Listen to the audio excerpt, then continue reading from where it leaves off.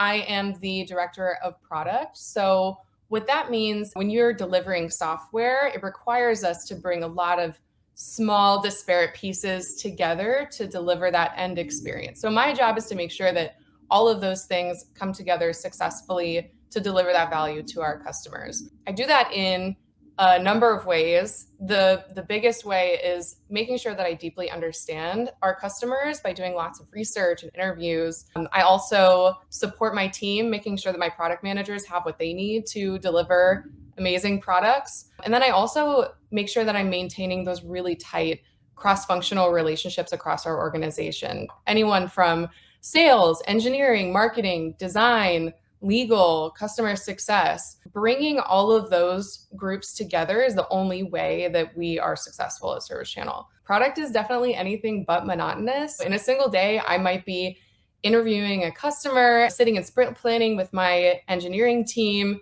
I might be designing mock-ups with a designer. I might be writing requirements. I might be working with my leadership team on strategy. So definitely lots of different things that we're doing in a single day.